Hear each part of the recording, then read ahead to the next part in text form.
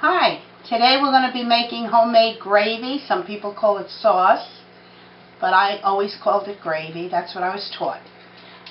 Okay, we're going to start a little olive oil in the pan. Okay, I really don't measure, but just a couple of tablespoons would be enough. Okay, and I have an assortment of meat. I usually always use some beef, some pork, and here are my meatballs. So I'm going to start putting them in as soon as the pan gets a little hot. And we're going to try to brown everything nice and brown.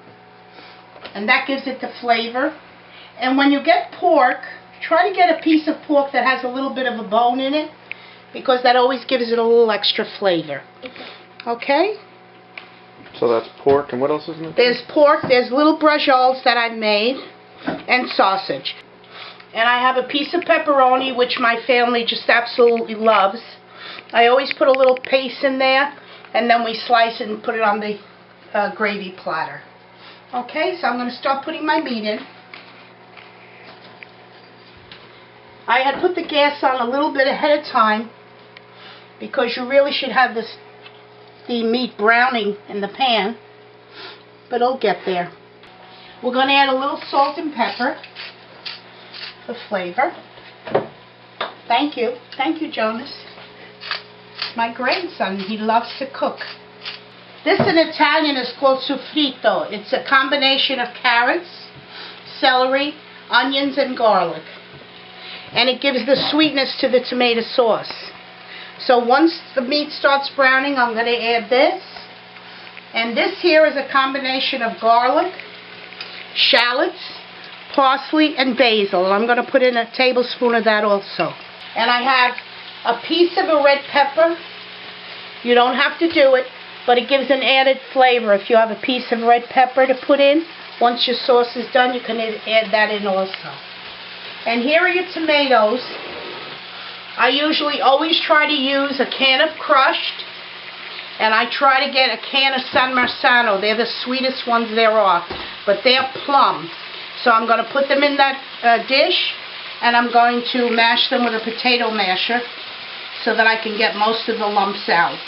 And then the red wine. You always have to add a little bit of red wine for flavor. Okay, now I'm just going to check my meat, see how it's browning. And it looks like it's getting there. I'm going to turn it. Okay. The more you brown the meat, the more flavor you'll have in your sauce. This is the carrot and celery mixture.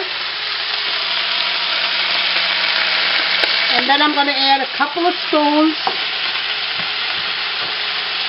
I've also had in my freezer, I don't know if I told you, I have little pieces of, sometimes I go to my butcher and I ask him for little prosciutto or the deli counter, and it gives it a little extra flavor. It's not a necessity, but when I have it in the freezer, I do use it.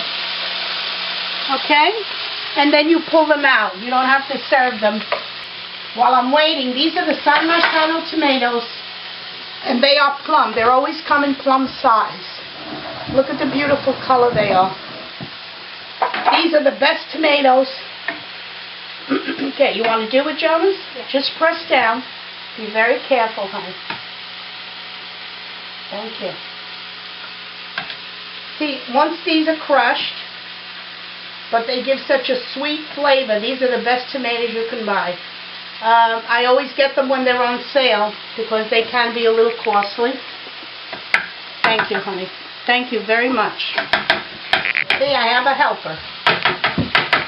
Okay, so that's done. These are the crushed, and these you just add in. These are the crushed ones, and these are the San Marzano. Okay, I'm going to check. Okay, everything seems to be browned nicely. Okay.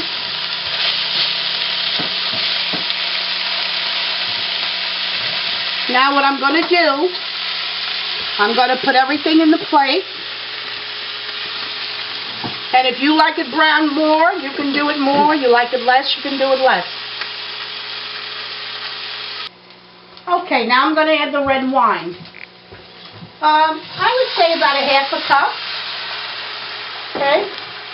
Get your wooden spoon. My son just reminded me I was using metal in my good pot. You really shouldn't use metal. I'm going to put my San tomatoes now. To not make tomatoes splash, always put your spoon in, and that stops them from splashing. Here's the crushed. Okay. Give it a good stir. And now we're going to go back to the stove, and we're going to add the water and check to see how much water I need. And I think I'm going to have to use it all. Yes, I do. Okay. I think, and as the sauce cooks, it also gets thicker. So when you go back periodically to stir it, if you see it's getting too thick, you can add much more water. Now I'm going to put my meat back. Okay. We're going to add our meatballs. Thank you. Okay, next time I see you, I'll tell you my recipe for my meatballs. Our pepper. And our piece of pepperoni.